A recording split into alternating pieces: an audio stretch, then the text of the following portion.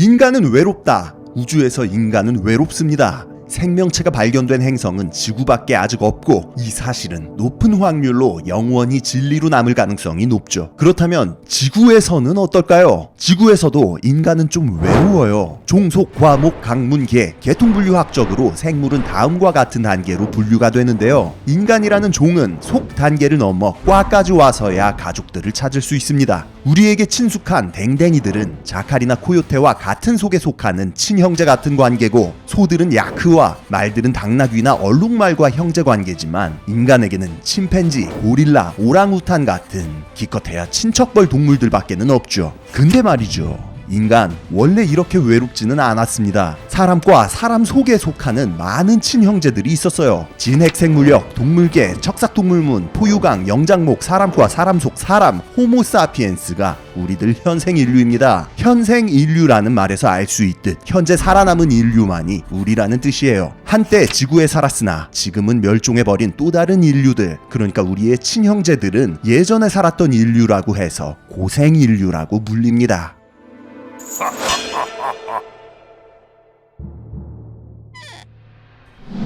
지금 지구에 남아있는 동물 중 인간과 가장 가까운 동물은 널리 알려졌다시피 침팬지죠. 인간과 침팬지는 최소 98.6%의 유전자가 동일해요. 오차가 1.5%도 안 된다는 겁니다. 그런데 이만큼 가까운 인간과 침팬지도 영장목, 사람과에서 갈라지는 생각보다 먼 관계입니다. 오랑우탄, 고릴라와 같은 유인원들은 더 먼 관계고요. 그러나 과거에 존재했던 우리의 친형제들이라 함은 같은 속에 속했던 근현종들을 의미합니다. 호모 하빌리스, 호모 에렉투스, 호모 네안데르탈렌시스 같은 호모자 돌림을 쓰는 종족들, 즉 우리와 같은 사람 속에 속했던 아주 밀접한 형제 인류들 말이죠. 그리고 이 중 가장 최근에 출현하여 마지막까지 살아남았던 형제들이 호모 네안데르탈렌시스와 호모 데니소반스, 즉 네안데르탈인과 데니소바인입니다. 특히나 네안데르탈인들은 유럽에서부터 알타이 산맥 그리고 팔레스타인 등지에 현생인류보다 먼저 자리를 잡아 살고 있었고, 후발주자였던 호모사피엔스와 직접적인 생존 경쟁을 벌였던 것으로 유명하죠.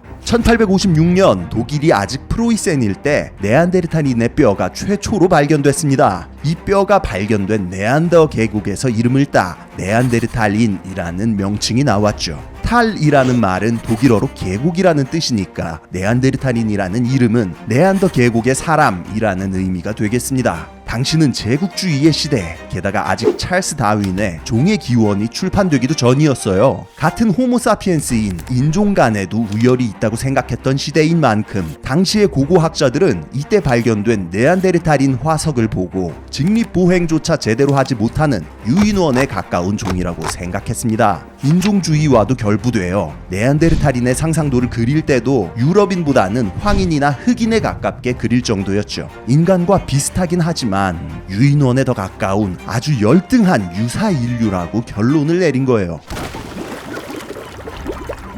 네안더 계곡에서 최초의 네안데르탈인 화석이 발견된 후 지금까지 네안데르탈인의 화석은 500여 구가 넘게 발견되고 있습니다. 그만큼 지구상에 널리 퍼져 살았었다는 뜻이고 연구도 가장 활발하게 진행되고 있죠. 특히나 1908년 프랑스 라샤펠 오생에서 발견된 네안데르탈인 화석은 그 전까지의 네안데르탈인에 대한 통념을 무너뜨리는 대전환의 계기가 됐습니다. 인간보다는 짐승에 가까운 존재라고 여겨졌던 네안데르탈인이 얼마나 현생인류와 가까웠는지 알려주는 화석이었거든요. 오늘날 라샤펠의 노인이라고 불리는 이 화석의 주인공이 늙어서 치아가 다 빠지고 등이 구분되다 관절염과 골절 흔적까지 가득했던 말 그대로 노인이었기 때문입니다. 노인. 인류 사회에서 노인이 어떤 의미를 가지나요? 피지컬은 극도로 저하되었지만 삶과 자연에 대한 지혜를 가지고 있고 시족과 같은 무리를 이끌 만한 경험을 가진 그런 존재가 바로 노인입니다. 인간처럼 무리 생활을 하는 고등포유류, 가령 늑대나 사자들을 보면 수명이 그리 길지 않죠? 늙고 병들면 무리에서 쫓겨나거나 아무도 안 보는 데 가서 쓸쓸히 죽음을 맞이합니다. 그렇다면 포유류이면서 무리 생활을 하면서 수명까지 긴 동물들, 뭐가 있나요? 돌고래나 코끼리가 대표적이죠. 얘네들 모두 인간만큼은 아니지만 동물들 중 탑급의 지능을 가지고 있어요. 그리고 무리 생활을 하며 늙은 개체를 존중하죠. 경험을 전수하는 역할을 하니까요. 라샤펠의 노인이 할아버지가 될 때까지 생존했다는 것은 네안데르탈인들이 무리 내에서 노인을 존중하고 보호했다는 의미, 그러므로 고도의 지능을 가지고 있었다는 방증이었습니다. 네안데르탈인은 현대인들보다는 체구가 작았지만 당대의 호모사피엔스보다는 덩치가 컸습니다. 근육도 발달되어 있어 힘도 셌을 것으로 추정이 되죠. 심지어 뇌까지도 현생 인류보다 더 컸습니다. 언어도 사용했고 불도 다룰 줄 알았으며 장신구와 악기를 만들고 벽화까지 그리는 지성을 가진 종족이었죠. 그러나 이렇듯 피지컬과 지성을 모두 갖추고 있던 네안데르탈인들이 어째서 현생 인류와의 경쟁에서 패배할 수밖에 없었을까? 라는 것에 대한 의문은 아직까지도 현재 진행형이며 많은 가설들이 존재합니다. 호랑이와 사자는 혼혈이 가능하지만 생식 능력을 잃은 채로 태어납니다. 개와 늑대는 생물학적으로 아직 같은 종이기 때문에 1대 혼혈은 물론 2대, 3대 쭉 이어서 생식이 가능하고요. 이렇듯 근현종 혹은 아종 사이에서 혼혈이 일어날 수 있느냐 하는 문제는 인간에게도 적용됩니다. 다만 지금 우리 현생 인류에게는 혼혈의 가능성을 생각할 만큼 가까운 종이 존재하지 않기 때문에 누군가 이게 되는지 안 되는지 실제로 도전해볼 일이 없을 뿐이죠. 그래서 현생 인류와 네안데르탈인이 공존했던 시기에 둘 사이에서 혼혈이 일어났는가? 라는 질문은 당연하게도 인류학계의 엄청난 떡밥이었습니다. 이게 된다 안 된다 갑론을박이 많았는데 결국 2010년대 초반 유전자 분석을 통해 혼혈 쌉가능이라는 결론이 나왔고 현생 인류 유전자의 약 1에서 4% 정도가 네안데르탈인으로부터 건너왔다는 것까지 밝혀졌어요. 와, 조상님 취향 진짜 독특한. 현생 인류와 네안데르탈인들은 한편으론 싸우고 한편으론 사랑하면서 오랜 기간 공존했던 것이죠. 현생 인류와 네안데르탈인은 하이델베르크인이라는 고생 인류로부터 갈라져 나온 같은 속의 동물들이었습니다. 베이징 원인이나 자바 원인 등 더 이른 시기에 등장했던 원시 인류들이 아프리카를 벗어나 유라시아까지 진출했던 것처럼 하이델베르크인의 일부도 유라시아로 진출하며 그 운명이 갈리게 됐죠. 사하라 사막 이남의 원주민들에게서는 네안데르탈인의 흔적이 발견되지 않는 만큼 일찍이 아프리카를 탈출했던 하이델베르크인의 일파가 네안데르탈인이 된 것으로 추정되며 우리들 호모사피엔스는 아프리카의 남은 하이델베르크인으로부터 진화해 지금의 모습이 됐다고 볼 수 있습니다. 같은 조상을 가지지만 네안데르탈인들은 유라시아에서 호모사피엔스는 아프리카에서 등장했다는 건데 이렇게 서로 분화된 뒤에 현생 인류마저 유라시아로 진출하게 됐고 두 종족의 만남이 이루어졌죠. 생물학적으로 아주 가까운 만큼 서식지나 사냥감도 당연히 겹칠 수밖에 없었습니다. 한쪽이 사라지거나 흡수되거나 이제 둘 중 하나의 선택지만 남은 것이었죠. 결과는 익히 알고 있습니다. 지구에서 인류는 우리들밖에 남지 않았어요. 하지만 왜? 이 왜라는 질문에 대해서는 많은 가설들이 존재합니다.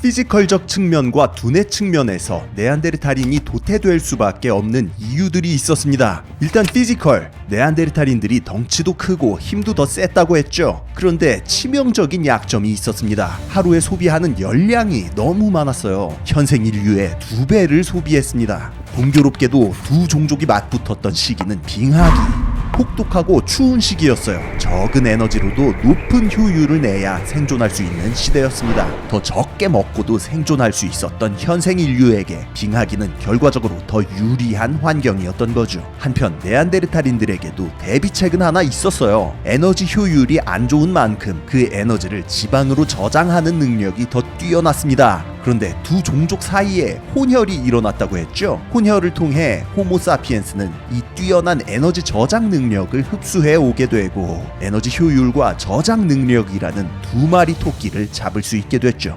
여담이지만 이 유전자 때문에 우리 현대인들은 비만 문제에 시달리고 있습니다. 길고 긴 선사시대와 빙하기에 비하면 문명의 역사는 극히 최근 몇천 년에 불과하잖아요. 문명이 발달한 오늘날에도 이 유전자가 그대로 남아서 외려 우리의 건강을 위협하고 있는 것이죠. 피지컬은 알아봤고 두뇌를 볼까요? 현생 인류의 뇌 용적은 평균적으로 1450cc 정도, 동물들 중에서 상당히 큰 편에 속하죠. 그런데 사실 네안데르탈인들의 뇌가 우리 호모사피엔스보다 더 컸습니다. 그러나 코끼리나 고래의 뇌가 크다고 해서 우리보다 똑똑한 건 아닌 것처럼 크기와 실제 스펙은 별개였습니다. 소뇌만 놓고 보면 현생 인류가 네안데르탈인보다 8배 정도 컸어요. 뇌의 뉴런 중 거의 80%가 소뇌에 몰려있거든요. 게다가 소뇌는 근육의 정교한 움직임, 언어 능력, 시각 정보의 판단, 사회성 등에 관여합니다. 애초에 인간이 만물의 영장인 이유가 뭡니까? 방금 말한 것들 때문이죠. 현생 인류의 뇌가 오히려 더 작고 성능 확실했던 거죠. 작은 집단 내에서만 협력하는 네안데르탈인들에 비해 현생 인류는 필요에 따라 외부 집단끼리도 협력할 줄 알았습니다. 게다가 가죽 옷만 만들어 입던 네안데르탈인들과 달리 호모사피엔스는 바늘로 옷을 지어 입는 정교한 작업을 할 수 있었고, 창을 던지는 대신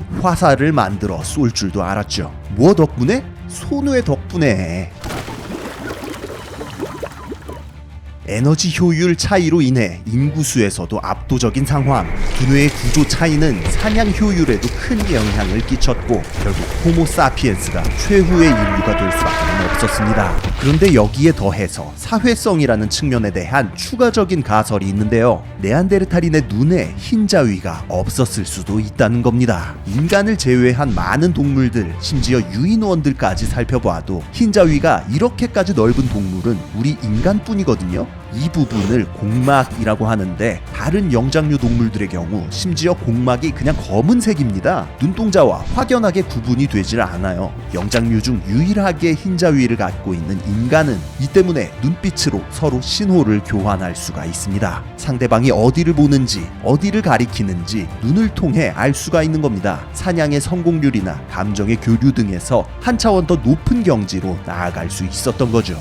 의미심장한 사실이 하나 더 있습니다. 인간이 개를 기르기 시작한 시기가 빠르게는 28,000년 전에서 늦으면 40,000년 전으로 추정되는데, 이 시기는 네안데르탈인이 자취를 감추기 시작한 시기와 겹친다는 것입니다. 갑자기 개가 왜 나오냐고요? 네안데르탈인이 개를 길들였다는 고고학적 증거는 아직 나오지 않고 있습니다. 개를 길들인 것이 두 인류의 생존 능력에 큰 격차를 만들어낸 요인일 수도 있는 것이죠. 늑대와 개도 사람처럼 하얀 공막, 흰자위를 갖고 있죠. 개들의 입장에서는 다른 영장류들과 달리 흰자위를 가지고 있었던 인간과 눈빛을 통한 비언어적 정보 공유, 감정 공유를 통해 친해질 수 있었고, 지구상 최강의 종간 동맹을 맺게 되었을지도 모르는 일입니다. 섬세한 도구 제작 능력, 에너지 효율에 더불어 개라는 친구까지 얻게 된 호모사피엔스, 아마도 이 시점에서 결정적으로 생존에 대한 우위를 점할 수 있었던 건 아닐까요? 진실이 어찌 됐든 간에 네안데르탈인들은 거의 28,000년 전까지 생존하다가 완전히 사라졌습니다. 우리 호모사피엔스에게 4% 정도의 유전자를 남기고 말이죠. 두 종족 사이에 전쟁이 빈번했든 아니면 자연스럽게 생존 경쟁에서 승리했든 우리는 그렇게 외톨이가 됐습니다. 어찌 보면 지구에 남아있는 77억의 인류가 호모사피엔스라는 단일 종이라는 게 다행일 수도 있습니다. 다 같은 호모사피엔스임에도 피부색과 외모로 지겹도록 차별했던 게 우리의 역사잖아요. 만약 아종이나 근현종인 또 다른 인류가 지금껏 남아있었다면 공존이라는 게 가능했을까요? 남은 우리끼리라도 서로 그만 좀 싸우고 모두가 슬기로운 인간 호모사피엔스의 이름값을 할 수 있었으면 좋겠습니다. 지금까지 지식해적단의 키드였습니다. 감사합니다.